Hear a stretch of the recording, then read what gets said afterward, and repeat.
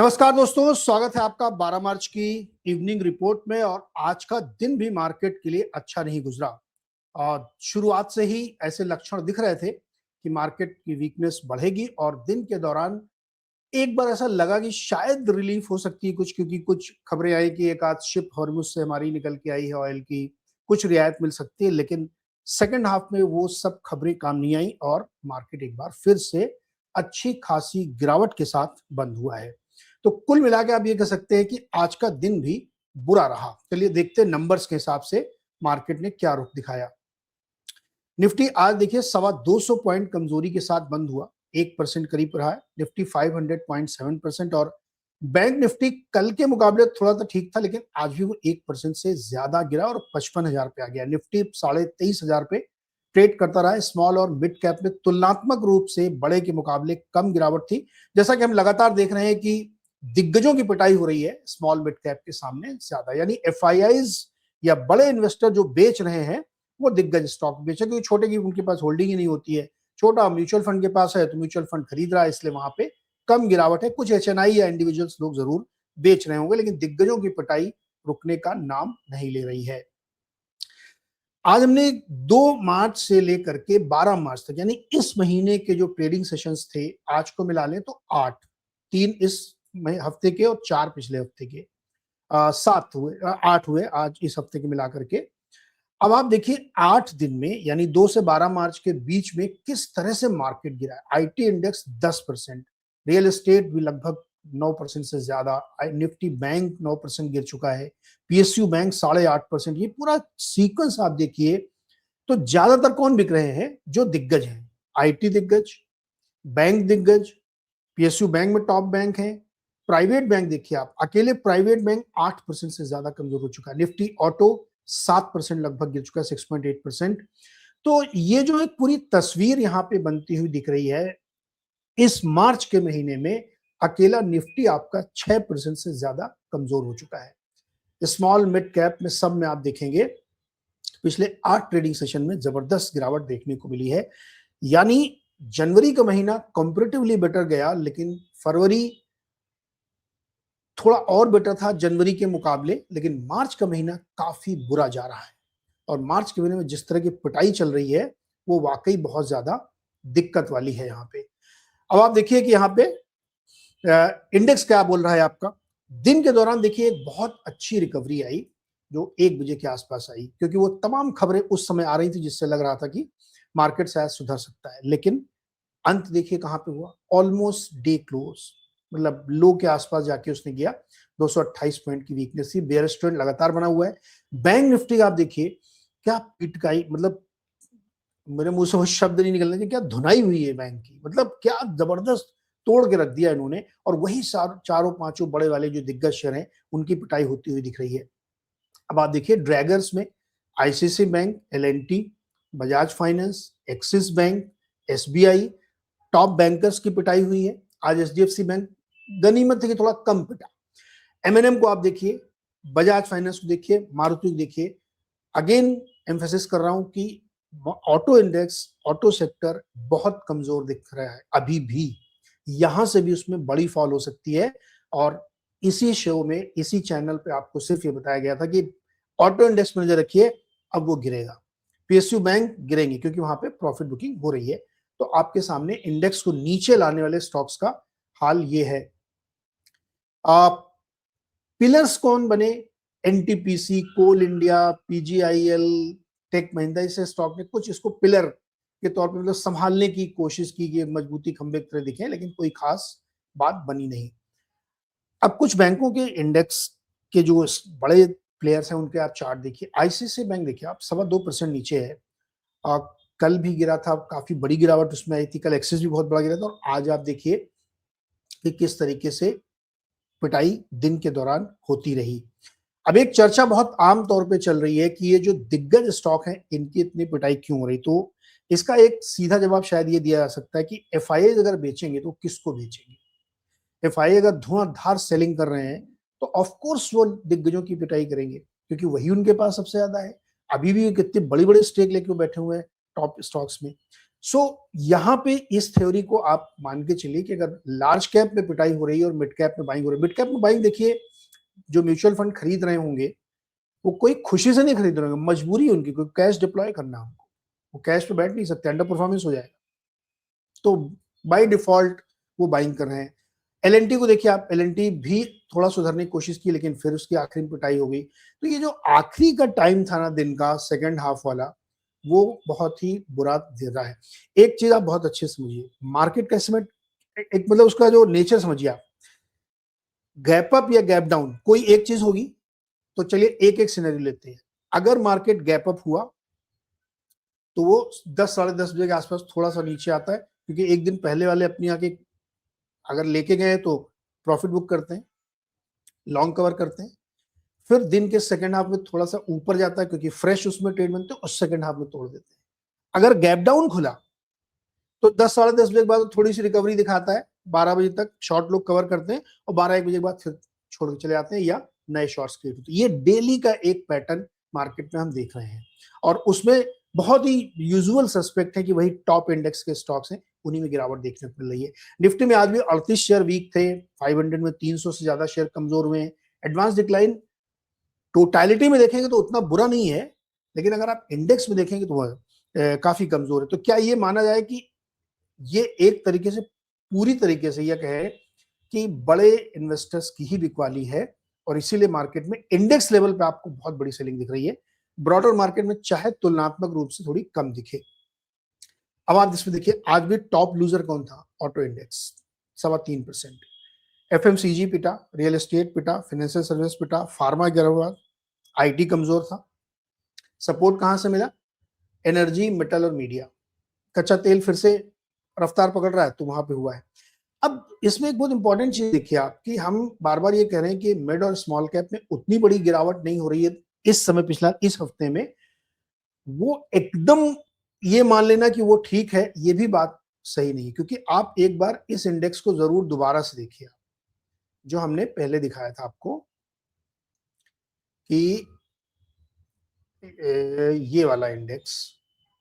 अब यहां पे स्मॉल कैप इंडेक्स 250 का देखिए आप 6%, मिड कैप 150 5% और निफ्टी कितना गिरा है 6%। तो ऑलमोस्ट इक्वल गिरावट हो रही है उसमें। तो इक्वल में देखिए, बड़ा इंडेक्स 6% गिरा तो मिड कैप कम से कम 8-10% गिरना चाहिए, लेकिन मिड कैप उतना नहीं गिर रहे हैं। इसलिए मैंने ये बात कही थी कि अगर आप इसको गौर से देखेंगे, डीप में जाके देखेंगे, तो इस समय मिड और स्मॉल कैप में गिरावट के बावजूद तुलनात्मक रूप से जो हमेशा होता रहा है शायद वैसा नहीं हो रहा है, लेकिन फिर भी वीकनेस तो जबरदस्त है, इसमें कोई दो राय नहीं है। ठीक है, अब आगे बढ़ते हैं। इसमें हम और क्या देखें कि किस किस तरीके की चीजें बदली, ये हमने आपको दिखा दिया है, इंडेक्स हमने आपको दिखा दिया कौन से पिटे। अब ये देखिए साहब, ये शो हमने थोड़ा इसीलिए डिले करके आजकल बनाते हैं कि ये नंबर बहुत जरूरी है। 7,000 करोड़ की सेलिंग है आज की, कल 6,000 करोड़ की थी, आज और 1,000 करोड़ बढ़ा के 7,000 करोड़ का मार्केट बेचा है। और डीआई जैसा लग रहा है थक रहे हैं, मैच नहीं कर पा रहे हैं। अब देखिए केवल 7450 बचा है। पहले एक रेंज थी कि एफआईए की तुलना में 50% ज्यादा होता था, फिर धीरे धीरे धीरे कम होता है, अब लगभग इक्वल होने के बराबर है। अब कल तो पता नहीं क्या हो सकता है कि फ्राइडे है तो वो ज्यादा बेचे कम। This number shows the massive huge culling. आप एफआई का नंबर देख लिए, 8 ट्रेडिंग सेशन में 46,000 करोड़ का बेच डाला।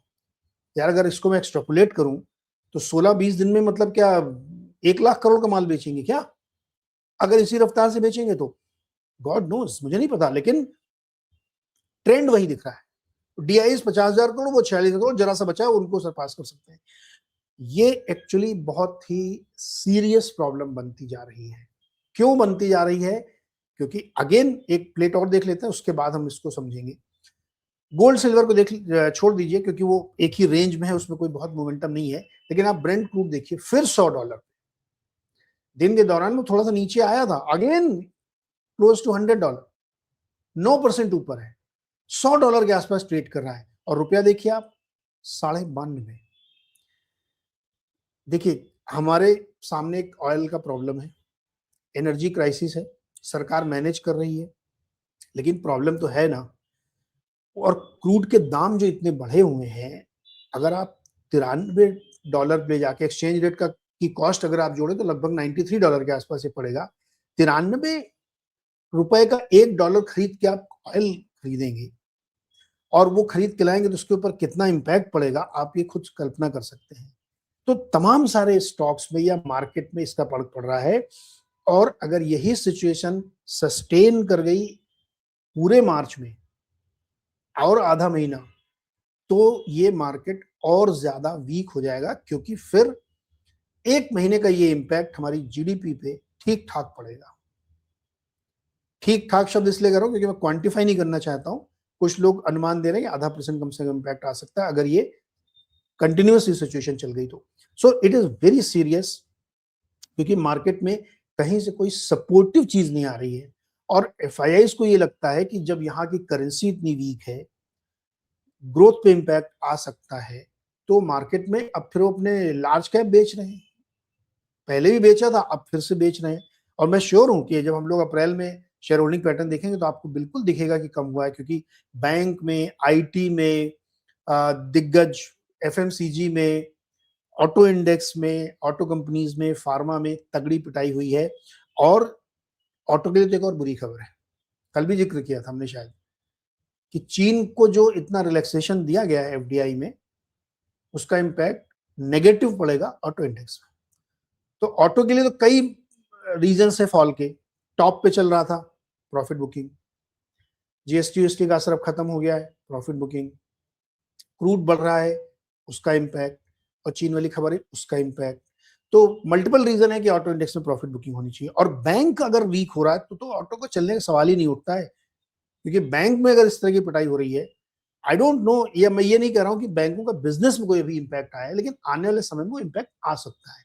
तो ये एक पूरी सिचुएशन यहाँ पे बनती हुई दिख रही है कि दिग्गजों की पिटाई हो रही है, मिड कैप की थोड़ी कम पिटाई हो रही है और एफआईआई दबा के बेच रहे हैं, बिना लाज के, बिना शर्म के, बिना संकोच के जबरदस्त बिकवाली एफआईआई की तरफ से हो रही है। लेकिन एक स्मार्टनेस वो कर रहे हैं, वो उतना ही बेच रहे हैं जितना खप जाए। ऐसा कैसे हो सकता है कि मार्केट में इतनी बड़ी प्रॉब्लम चल रही है, ग्लोबल प्रॉब्लम चल रही है, और हमारा मार्केट, आपने कभी नहीं देखा होगा निफ्टी 800-900 पॉइंट गिर के बंद हुआ है, रिकवर हो जाता है। दो रीजन से, एक तो आपको सपोर्ट मिलता है, डीआईज खरीदते हैं, दूसरा एफआईआई में बहुत होशियार है, मुझे लगता है कि वो उतना बेचते नहीं कभी कि आपका मार्केट एकदम कोलैप्स हो जाए। हल्के हल्के हल्के हल्के 300 पॉइंट, 400 पॉइंट, 300 पॉइंट, 400 पॉइंट, और जिसको तो ना एकदम स्लाइस करके आपको काट रहे हैं। सुनने में बड़ा बुरा लग रहा होगा कि इतनी नेगेटिव बात मैं क्यों बोल रहा हूँ, पर आंखों के सामने तो मैं कैसे झूठ बोलूं यार।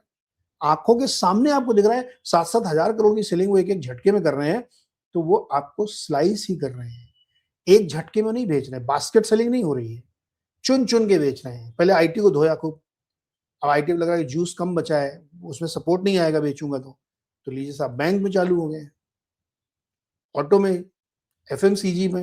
एफएमसीजी इंडेक्स क्यों कर रहा है? दो रीजन से, एक तो बिकवाली चल रही है, दूसरा क्रूड का इम्पैक्ट। उनके पास जितना भी है साबुन, सोडा और ये सब कॉस्मेटिक आप खरीदते हैं, इसमें पेट्रोकेमिकल का इस्तेमाल होता है, तो दिक्कत होगी वहां पे।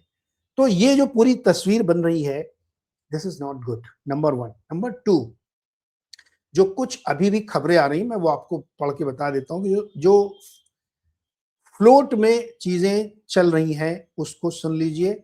और आई डोंट नो कि वो कितना ज्यादा, मैं इनकी पुष्टि नहीं कर रहा हूँ कि ये एकदम हॉर्सेज माउथ से मैंने सुना, लेकिन जो खबरें फ्लोट हो रही हैं कि एक तो ब्रेंड आपको मैंने बताया 100 पे चला गया है।